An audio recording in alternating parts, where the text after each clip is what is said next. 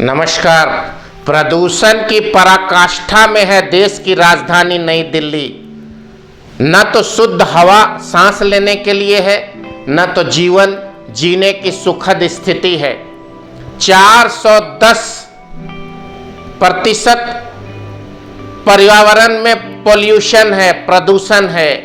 100 से नीचे होना चाहिए।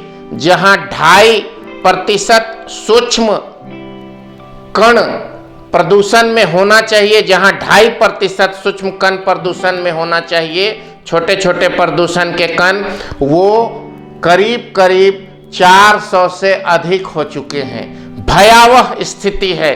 दिल्ली की हवा में नमकीन प्रदूषित गंध आती है, पीला वातावरण हो गया है।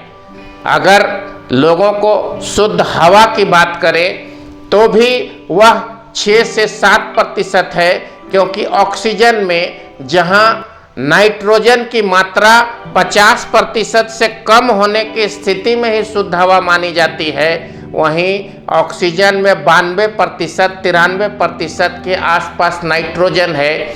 यानी शुद्ध हवा मात्र 6 से 7% है। खुली हवा में यदि हम दिल्ली में सांस लेते हैं और घूमते हैं तो टीवी और कई वायरस चीज़ें एक दिन के हवा में हो सकता है।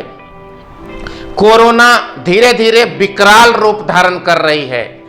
दिल्ली में जो पॉल्यूशन की बुरी हालत है, उसका मुख्य कारण है कि हरियाणा और पंजाब के सैकड़ों गांवों में से, हजारों खेतों में से जो फसल काटी जाती है, फसल काटने के बाद गेहूं और धान के जो छोटे छोटे पुआल, जिन्हें पराली कहा जाता है, वो बच जाता है। किसान उसमें माचिस लगाकर आग लगा देता है ताकि वो खेतों में जलकर स्वाहा हो जाए और उसकी जुताई करके किसान पुनः खेती करता है। किसान के मन में ये भ्रांति है कि जब वो पराली को वो आग लगाता है तो वो जले हुए राख खाद का रूप धारण कर लेते हैं, परंतु उनको ये मालूम नहीं कि केचुआ खाद का निर्माण छोटे छोटे केचू और छोटे छोटे जीव से होते हैं। जब खेतों को जलाया जाता है तो वो केचुओं की मौत हो जाती है और खेतों की उर्वरक क्षमता कम हो जाती है।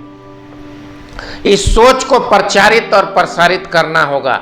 यदि बिना जलाए खेत को फिर से जुताई किया जाए और पराली के, धान और गेहूं के पके हुए वो छोटे छोटे कण काटने के बाद जो खेत में बच जाते हैं, उसकी जुताई करके फिर से उसको मिट्टी में मिलाकर कुछ दिन के लिए छोड़ दिया जाए तो प्राकृतिक केचुआ खाद का निर्माण होगा और ज़्यादा से ज़्यादा बम्पर फसल उससे पैदा होगा।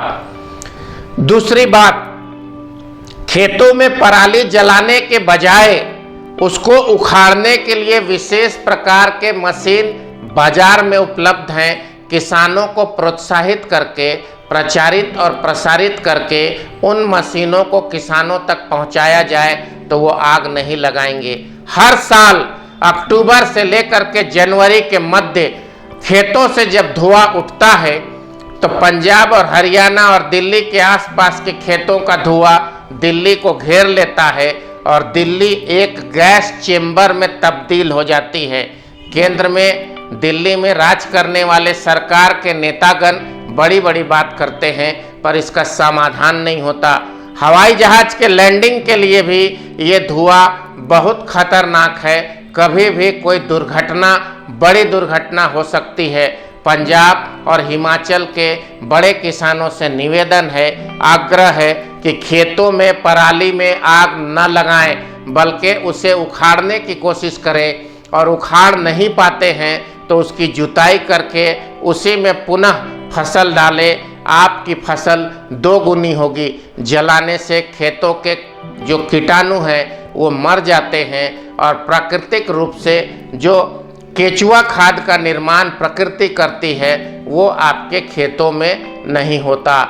दूसरी बात, खेतों से जो पॉल्यूशन, जो धुआं निकलता है, वो आकाशीय तत्व को बर्बाद कर रहा है। कृपया पर्यावरण को प्रदूषित करने से खेतों में आग लगाने की व्यवस्था को यथाशीघ्र बंद किया जाए। सरकारी स्तर पर, आधिकारिक स्तर पर और किसानों को अपने स्तर पर ऐसा सामूहिक प्रयास करना चाहिए। सृष्टि रक्षा चैनल की ओर से मैं अपील करता हूं कि खेतों में आग नहीं लगाया जाए। यह सरासर प्रकृति के विरुद्ध है, पर्यावरण के प्रदूषण के लिए एक बहुत बड़ा मार्ग है जो बहुत ही जहरीला है, प्राणघातक है।